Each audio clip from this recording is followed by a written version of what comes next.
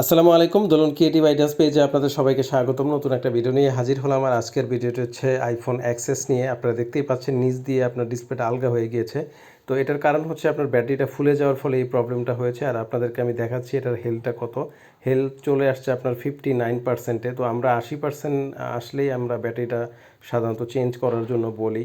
তো এই ফোনটা যার সে আমাকে ফোন দেয় যে ভাইয়া নিচ দিয়ে এরকম ফুলে গিয়েছে। তো আমি বললাম যে ভাই আপনি যত দ্রুত সম্ভব ব্যাটারিটা চেঞ্জ করে নেওয়াটাই বেটার। কারণ হচ্ছে আপনার যদি ব্যাটারি ফুলার কারণে আপনার ডিসপ্লেটা নষ্ট হয়ে যায়, সেক্ষেত্রে কিন্তু প্রায় 8-10 হাজার টাকার মতো লাগবে 100% অরিজিনাল ডিসপ্লে লাগানোর জন্য। তো যখন ফোনটা নিয়ে আসে, তো আমি একটু অবাক হয়ে গেলাম। সেটা হচ্ছে যে উনি এটা বসুন্ধরা মার্কেট থেকে কিনেছিল।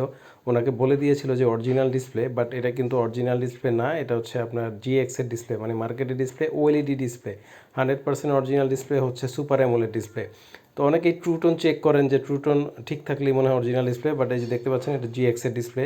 তো এই ভিডিওটা করার উদ্দেশ্য হচ্ছে যারাই যমুনা ফিউচার পার্ক বা বসুন্ধরা থেকে মোবাইল কিনবেন, সব দোকানদার কিন্তু খারাপ না। কিছু কিছু দোকানদার আছে যে মিথ্যা কথা বলে মোবাইল বিক্রি করে। যেমন এই ফোনটা কিন্তু অরিজিনাল ডিসপ্লে বলে বিক্রি করছে, বাট আপনারা দেখতেই পেলেন আমাকে ব্যাটারি চেঞ্জ করার জন্য নিয়ে আসছে। পরে আমি যখন খুললাম তখন এটা দেখলাম এবং ওনাকে অবগত করলাম। তো এই জন্য বলতেছি যারাই ফোন কিনবেন সেকেন্ড হ্যান্ড, দেখে শুনে বুঝে কিনবেন। ভিডিওটি ভালো লাগলে অবশ্যই শেয়ার এবং সাবস্ক্রাইব করে রাখবেন। আল্লাহ হাফেজ।